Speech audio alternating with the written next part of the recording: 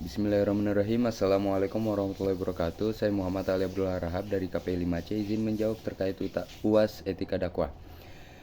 Nomor 1, profesionalisme dai adalah suatu sikap dan perilaku seorang dai yang menunjukkan komitmen tinggi terhadap tugas dakwahnya, di mana ia menggabungkan ilmu pengetahuan agama yang mendalam dengan keterampilan komunikasi yang efektif, serta etika profesional yang luhur. Profesionalisme sendiri ialah suatu sifat-sifat, kemampuan, kemahiran, cara pelaksanaan sesuatu, dan lainnya sebagaimana yang sewajarnya terdapat pada atau dilakukan oleh seorang profesional.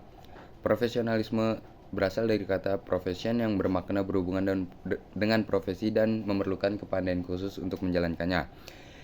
Nomor 2, ekstremisme dalam dakwah adalah isu penting dalam etika yang butuh perhatian khusus di era modern ini. Ekstremisme dalam konteks dakwah muncul ketika metode penyampaian agama dilakukan secara keras, kurang toleran, dan berpotensi radikal, sehingga melenceng dari prinsip moderasi atau wasatiyah yang seharusnya menjadi inti dalam Islam. Sikap ini membawa pemikiran yang sempit dan kurang terbuka terhadap pandangan lain, serta mengalihkan pentingnya dialog dan toleransi. Ciri khas dari ekstremisme dalam dakwah ialah adanya fanatisme yang kaku terhadap suatu golongan, yaitu suatu golongan. Moderatisme dalam prinsip dasar dalam Islam Moderatisme adalah prinsip dasar dalam Islam yang menjunjung keseimbangan dan sikap toleran. Moderatisme dalam dakwah sangat penting, terutama di Indonesia, negara dengan keragaman suku, agama, dan budaya.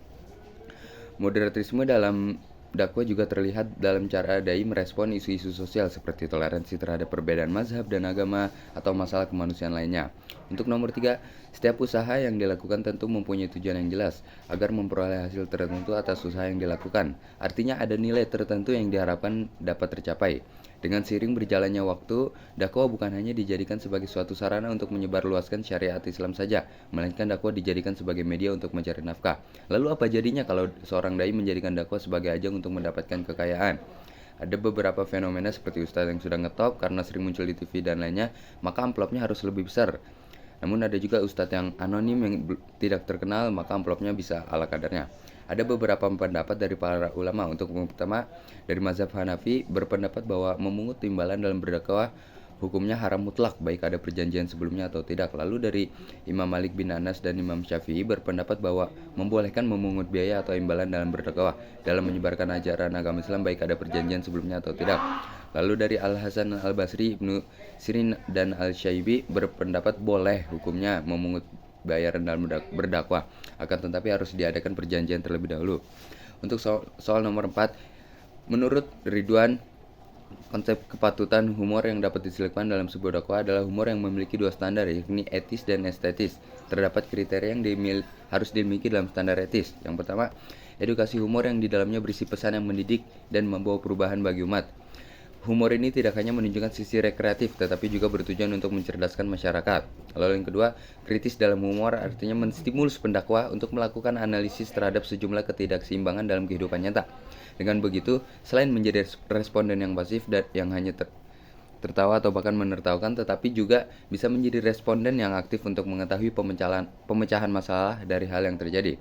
Lalu tidak bersifat rasis di dalamnya. Lalu tidak bersifat pornografi. Juga humor tidak mengeksploitasi tubuh dan sensasional melalui pembicaraan yang jorok yang tidak etis. Untuk nomor 5, Ustadz Hanan Attaqi adalah sosok pendakwah muda yang memiliki gaya dakwah yang unik dan khas, terutama dalam menjangkau generasi milenial dan Gen Z. Salah satu ciri utama dari dakwanya adalah penggunaan bahasa yang santai dan kekinian. Ia sering menggunakan istilah sehari-hari yang akrab di telinga anak muda, sehingga pesannya terasa lebih relatable dan mudah dipahami. Dengan pendekatan ini, dakwanya menjadi lebih ringan, tetapi tetap menyampaikan inti dari penyampaiannya. Cukup sekian, billahi taufiq wal hidayah. Wassalamualaikum warahmatullahi wabarakatuh.